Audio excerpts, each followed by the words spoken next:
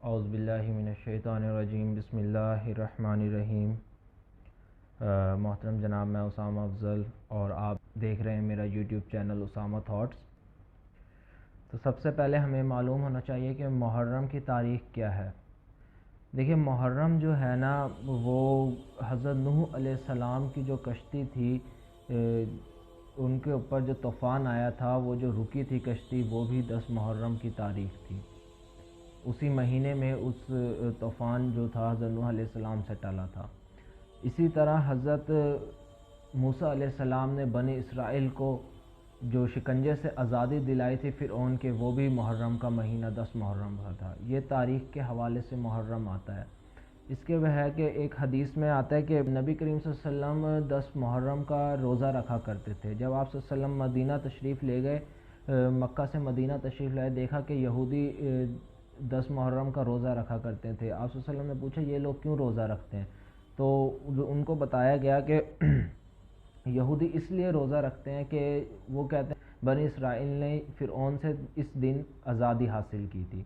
تو 10 محرم کا دن جو تھا ہماری تاریخ میں ایک اچھے طور پہ 10 محرم کا دن دیکھا جاتا تھا نبی کریم صلی اللہ علیہ وسلم کے دور میں۔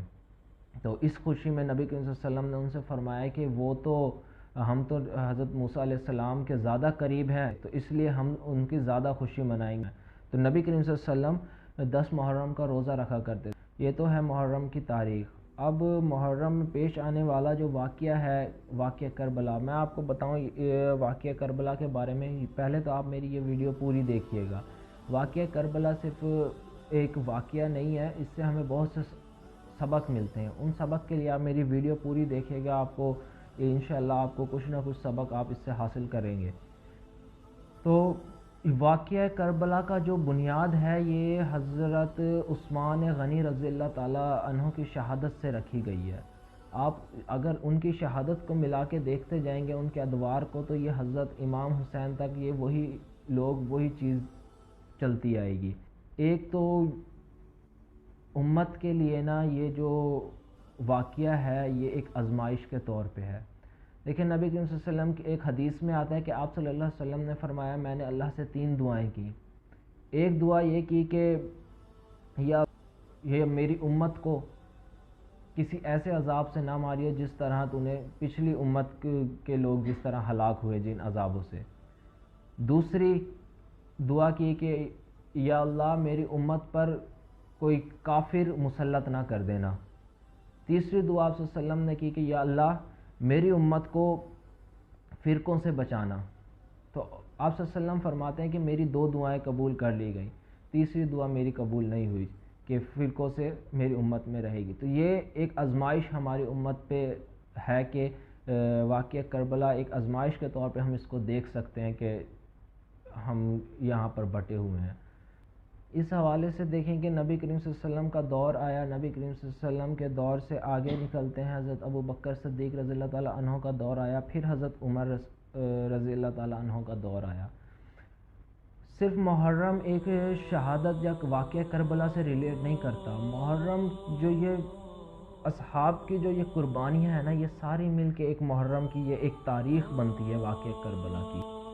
حضرت عمر رضی اللہ تعالیٰ عنہ جب آپ صلی اللہ علیہ وسلم کے پاس ایک وقت تشریف لائے، جب مختلف صحابہ بھی آ رہے تھے، تو حضرت حذیفہ بن یمان سے مروی ہے روایت کہ آپ صلی اللہ علیہ وسلم نے فرمایا کہ عمر اور فتنوں کے درمیان ایک دروازہ حائل ہے، ایک دروازہ حائل ہے۔ جب یہ حدیث تو یہ کافی لمبی ہے، میں اس کو شارٹ کر کے آپ کو بتا رہا ہوں۔ جب یہ حدیث حضرت حذیفہ نے حضرت عمر رضی اللہ تعالیٰ عنہ کو سنائی، تو حضرت عمر رضی اللہ تعالیٰ عنہ نے کہا وہ دروازہ کھلے گا یا توڑا جائے گا؟ تو حضرت حذیفہ رضی اللہ تعالیٰ عنہ نے کہا کہ وہ دروازہ میں نے نبی کریم صلی اللہ علیہ وسلم سے سنا ہے کہ وہ توڑا جائے گا۔ پھر اس پہ حضرت عمر رضی اللہ تعالیٰ عنہ نے تبصرہ کیا کہ اگر وہ دروازہ توڑا جائے گا تو وہ دروازہ پھر بند نہیں ہوگا۔ اگر دروازہ کھلتا تو دروازہ کبھی نہ کبھی بند ہو جاتا، اب دروازہ توڑا جائے گا تو اس کا مطلب ہے وہ دروازہ کبھی بند نہیں ہوگا۔ یہ بات حضرت عمر رضی اللہ تعالیٰ عنہ کے بارے میں ہو رہی ہے کہ حضرت عمر رضی اللہ تعالیٰ عنہ کی وفات ہوئی، اس کے بعد ایک فتنوں کا ایک ایسا دور شروع ہوا جو آج تک چلتا آ رہا ہے۔ اس کے بعد حضرت عمر رضی اللہ تعالیٰ عنہ کو ابو العلو ایک شخص نام اس کی کنیت تھی، اس نے حضرت عمر رضی اللہ تعالیٰ عنہ کو شہید کیا۔ نماز میں، فجر کی نماز میں شہید کیا، تو حضرت عمر رضی اللہ تعالیٰ عنہ کی وفات کے بعد حضرت عثمان غنی رضی اللہ تعالیٰ عنہ کے پاس خلافت آئی۔ جب حضرت عثمان غنی رضی اللہ تعالیٰ عنہ کے پاس خلافت آئی تو ایک کریکٹر ہے عبداللہ بن سبا، اس کا نام ایک بہت آتا ہے۔ تو عبداللہ بن سبا یہ ایک یہودی ایجنٹ تھا جو مدینہ منورہ میں آیا، اور اس نے وہ مسلمانوں کو دیکھ کے بہت جلتا تھا کہ مسلمان فتوحات حاصل کر رہے ہیں، مسلمان ہر جگہ پھیل رہے ہیں، تو ان کو ایک جلن تھی۔ ان کو یہ تو معلوم ہو گیا تھا مسلمانوں کو کسی بھی طور پہ ہم شکست نہیں دے سکتے، تو انہوں نے اس کو دیکھنے کے لیے وہ مسلمانوں کے اندر مسلمانوں کا بھید اختیار کر کے گھس گیا۔ تو عبداللہ بن سبا نے مسلمانوں کو اس دور میں بہت نقصان پہنچایا۔ ان کی جو چالاکیاں رہیں، ان کی جو چالیں رہیں، وہ یہی رہیں کہ انہوں نے مسلمانوں کو ہر وقت تقسیم کرنے کی کوشش کی۔ تو ادھر جب مدینہ منورہ میں وہ آیا تو مدینہ میں آ کے اس نے لوگوں کو حضرت عثمان غنی رضی اللہ تعالیٰ عنہ کے خلاف ورگلانا شروع کر دیا۔ اس نے جو سب سے پہلے کیمپین چلائی تھی وہ کیمپین تھی مسلمانوں کو اس بات پر قائل کرنا۔ اس نے شروع کر دیا کہ دیکھیں حضرت عیسیٰ علیہ السلام جو ہے نا آپ لوگ مانتے ہو، اور وہ حضرت عیسیٰ علیہ السلام آئیں گے، تو آپ نبی کریم صلی اللہ علیہ وسلم کو نہیں مانتے کہ نبی کریم صلی اللہ علیہ وسلم آئیں گے واپس دنیا میں۔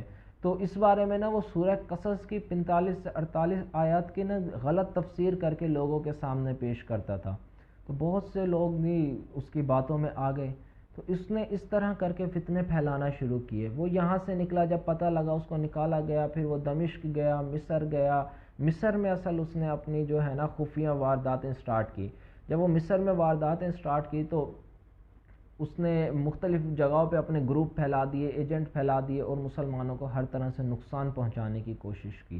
نتیجہ کیا نکلا اس کا کہ حضرت عثمان غنی رضی اللہ تعالیٰ عنہ کی وفات ہو گئی۔ یہ ایک بہت اثر رکھنے والی ایک واقعہ ہے، شہادت حضرت عثمان غنی رضی اللہ تعالیٰ عنہ کی شہادت۔ تو مختصر وقت کی وجہ سے میں صرف اس کو اتنا بیان کر رہا ہوں کہ عبداللہ بن سبا کی یہ ایک ایجنٹ کی وجہ سے یہ سارا واقعہ ہوا، اور مسلمانوں کو تقسیم کرنے کی کوشش میں یہ واقعہ ہوا۔ اس کے بعد ہم نکلتے ہیں، پھر خلافت آ گئی حضرت علی رضی اللہ تعالیٰ عنہ کے پاس۔ لیکن حضرت علی رضی اللہ تعالیٰ عنہ کے پاس خلافت آئی تو ان کے ادوار میں بھی اسی طرح سے آزمائشوں نے، فتنوں نے سر اٹھایا، اور ان میں بھی یہی لوگ ملوث تھے، اسی طرح کے لوگ ملوث تھے۔ وہ بھی مسلمانوں کو الگ کرنا چاہتے تھے، توڑنا چاہتے تھے کہ مسلمان اگر اکٹھے رہ گئے تو وہ اس کو شکست نہیں دے سکتے۔ تو اسی طرح حضرت علی کے دور میں جو فتنہ اٹھا، پہلا خوارج کا فتنہ اٹھا، شیعان علی کے نام سے فتنہ اٹھا، تو یہ اس طرح کے فتنے اٹھتے رہے۔ آخرکار حضرت علی رضی اللہ تعالیٰ عنہ کو بھی شہید کر دیا گیا۔ پھر خلافت لے لی حضرت امام حسن رضی اللہ تعالیٰ عنہ کے پاس۔ جب حضرت امام حسن رضی اللہ تعالیٰ عنہ کے پاس خلافت آئی تو پھر یہ فتنہ اٹھ گیا کہ لوگوں نے حضرت معاویہ اور حضرت امام حسن رضی اللہ تعالیٰ عنہ کے بارے میں مختلف قسم کی چامہ گوئیاں ہونا شروع ہو گئی۔ تو جب یہ دیکھا حضرت امام حسن رضی اللہ تعالیٰ عنہ کہ ہماری خلافت جو میرے نانا نے نبی کریم صلی اللہ علیہ وسلم نے قائم کی تھی، کہیں یہ اس کو نقصان نہ پہنچ جائے، تو حضرت امام حسن رضی اللہ تعالیٰ عنہ نے حضرت معاویہ رضی اللہ تعالیٰ عنہ کے ہاتھ پہ بیعت کر لی۔ حضرت امام حسن رضی اللہ تعالیٰ عنہ نے جب حضرت معاویہ رضی اللہ تعالیٰ عنہ کے ساتھ اپنے اختلافات ختم کیے اور ان کے ہاتھ پہ بیعت کی اور اسلامی سلطنت کو مضبوط کیا، خلافت کو مضبوط کیا، تو ان لوگوں کو یہ بات ایک آنکھ بھی نہ بھائی۔ وہی لوگ چلتے آ رہے تھے، وہی عبداللہ بن سبا کے پیروکار وہی چلتے آ رہے تھے، ان کو وہ بات ایک آنکھ بھی نہ بھائی۔ انہوں نے حضرت امام حسن رضی اللہ تعالیٰ عنہ کو شہید کر دیا۔ جس نے بھی سلطنت کو بچانے کی اور مسلمانوں کو اکٹھا رکھنے کی کوشش کی اس کو وہ شہید کرتے آئے، اور انہی فتنوں سے اور انہی اپنی چلاکیوں سے، مکاریوں سے یہ شہید کرتے آئے۔ پھر حضرت امام حسن کے بعد حکومت آئی حضرت معاویہ رضی اللہ تعالیٰ عنہ کے پاس، اور انہوں نے وہ شان سے کیا حکومت کی۔ ان کی حکومت 20 سال قائم رہی اور کوئی فتنہ سر نہیں اٹھا سکا۔ کوئی قابل ذکر فتنہ ان کی تاریخ میں نہیں آتا کہ کسی نے سر اٹھایا ہو ان کے دور حکومت میں۔ اتنے میں حضرت معاویہ رضی اللہ تعالیٰ عنہ کی وفات ہو گئی۔ پھر آتی ہے حکومت، یزید کے پاس۔ یزید کے پاس جو حکومت آئی، تاریخ میں جو واقعات ہیں اس کے مطابق جتنے بھی اصحاب تھے نا، سب نے یزید کی بیعت کر لی تھی، سب نے یزید کی بیعت کر لی تھی۔ صرف دو شخص رہ گئے تھے، ایک حضرت امام حسین رضی اللہ تعالیٰ عنہ اور ایک اور صحابی تھے، وہ رہ گئے تھے۔ تو یہ دو صحابی رہ گئے تھے۔ تو جب یہ دو صحابی رہ گئے تھے تو کوفہ سے خطوط کے خطوط آنے لگ گئے حضرت امام حسین رضی اللہ تعالیٰ عنہ کو۔ خطوط کی بوریاں بھر کے حضرت امام حسین رضی اللہ تعالیٰ عنہ کے پاس آتی تھی۔ حضرت اس وقت اس طرح کے ذرائع ابلاغ تو نہیں ہوا کرتے تھے کہ اب بات لگے اور پتہ لگ جائے کہ یہ سچ ہے کہ جھوٹ ہے۔ اس وقت تو آپ کو باقاعدہ ایک انتظام کرنا پڑتا تھا، بندہ بھیجنا پڑتا تھا وہاں پر۔ تو اس طرح کا معاملہ ہوا۔ حضرت امام حسین رضی اللہ تعالیٰ عنہ نے مسلم بن عقیل کو بھیجا کہ جاؤ معاملے کو دیکھو کہ کیا معاملہ ہے۔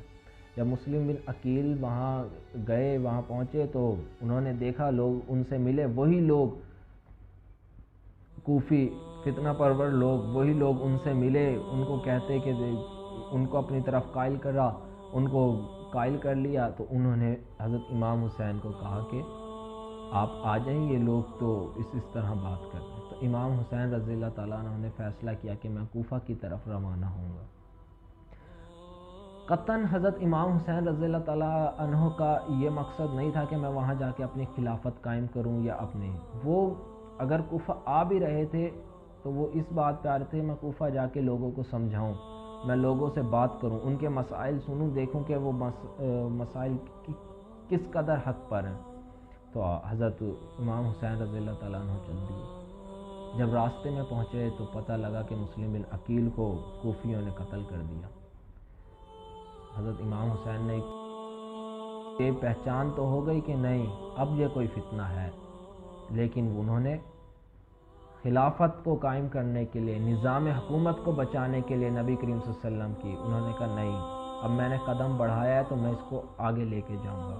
پہنچ گئے وہ میدان میں، وہاں جا کے حضرت امام نے تین ان سے باتیں کی۔ دیکھو مسلمان آپس میں انتشار کا شکار نہیں ہو سکتا، مسلمان آپس میں لڑ کے ایک دوسرے کو نہیں مار سکتا، تم لوگ ایسا نہ کرو۔ تین باتیں آپ نے کہیں۔ آپ نے کہا کہ یا میں جہاں سے آیا ہوں مجھے وہاں جانے دو، مطلب مدینہ، اگر ایسا نہیں کرتے یا مجھے کسی ساحلی پٹی پر جانے دو کہ میں کفار سے لڑ کے وہیں پر ہی ان سے لڑ کے شہید ہو جاؤں۔ ایسا نہیں کرتے تو مجھے سیدھا یزید کے پاس جانے دو اور یزید کے پاس جا کے مجھے اپنے معاملات، جس طرح میرے بھائی حضرت حسن رضی اللہ تعالیٰ عنہ نے معاملات طے کیے تھے، میں بھی جا کے یزید کے پاس جا کے ویسے معاملات طے کرتا ہوں، یزید سے جا کے میں اپنے معاملات طے کرتا ہوں۔ تو جو وہاں پر کوفی تھے انہوں نے بات ماننے سے انکار کر دیا۔ تو یہ واقعہ تھا حضرت کربلا کا۔